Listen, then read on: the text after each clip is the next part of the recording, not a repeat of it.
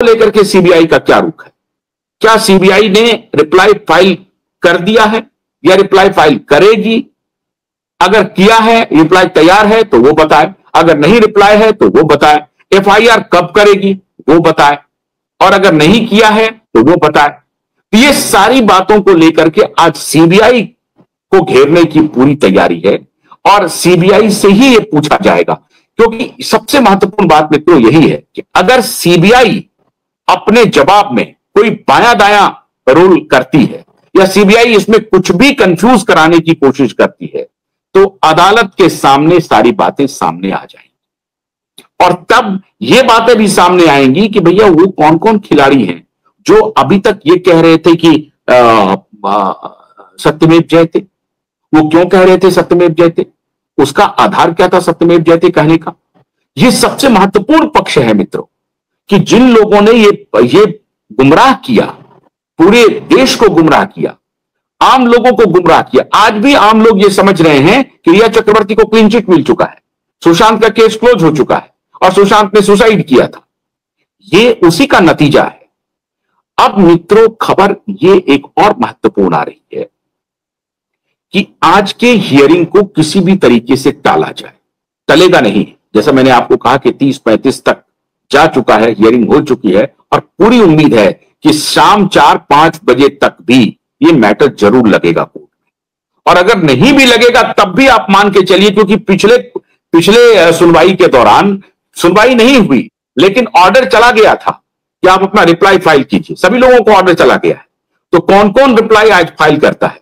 Media का कौन कौन समूह रिप्लाई फाइल करता है? आदित्य ठाकरे रिप्लाई क्या फाइल करता है?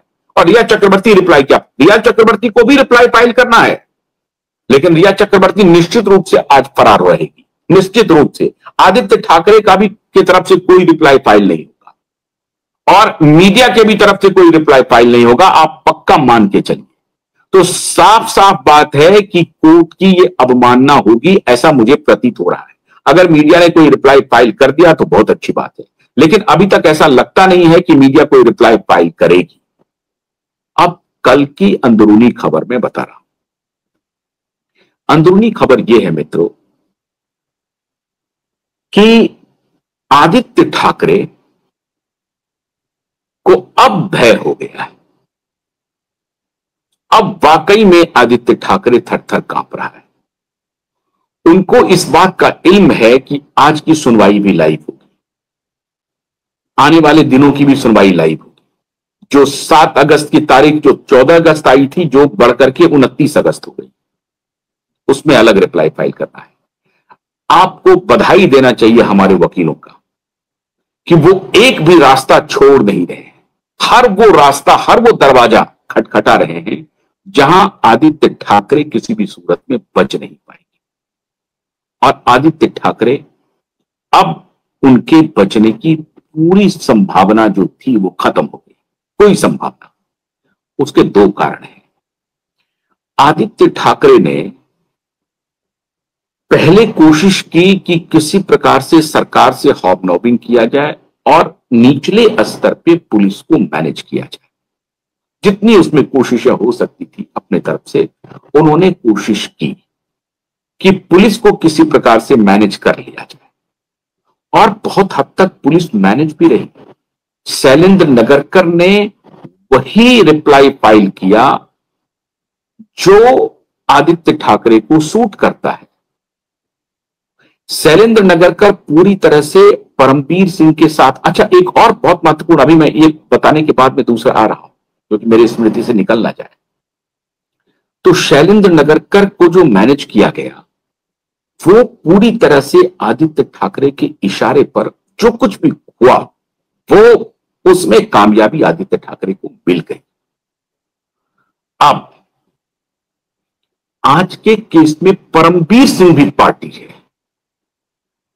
परमबीर सिंह के ऊपर आरोप है कि वो मीडिया को गुमराह कर रहा है, मीडिया को गलत सूचनाएं दे रहा है और ये छुप छुप करके कर रहा है।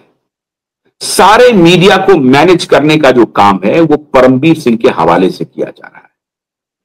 और जो वर्तमान पुलिस कमिश्नर है और इसके पहले जो पुलिस कमिश्नर थे विवेक फंसलकर, विवेक फणसलकर और अभी देवेंद्र भारती, ये कोई बहुत अच्छा रोल प्ले नहीं कर रहे हैं। तो आदित्य ठाकरे कोशिश कर रहे थे कि वर्तमान पुलिस कमिश्नर को मैनेज किया जाए, क्योंकि वर्तमान पुलिस कमिश्नर जो देवेंद्र भारती हैं, उनका रिश्ता परमबीर सिंह के साथ रहा है। और इसके पहले के जो पूर्व पुलिस कमिश्नर थे विवेक फणसलकर, उनका तो बहुत अच्छा रिश्ता है। विवेक फणसलकर का अपॉइंटमेंट ही जो हुआ था वो ठाकरे के कार्यकाल में हुआ था। तो विवेक फणसलकर तो पूरी तरह से शरणागत थे, चरणों में लौट रहे थे।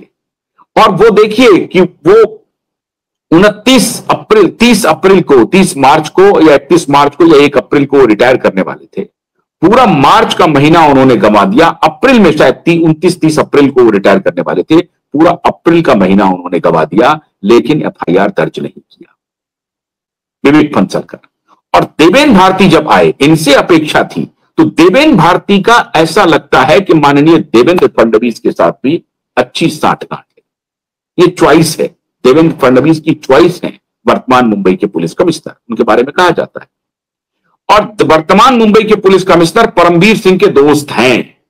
परमबीर सिंह का कौन दोस्त है?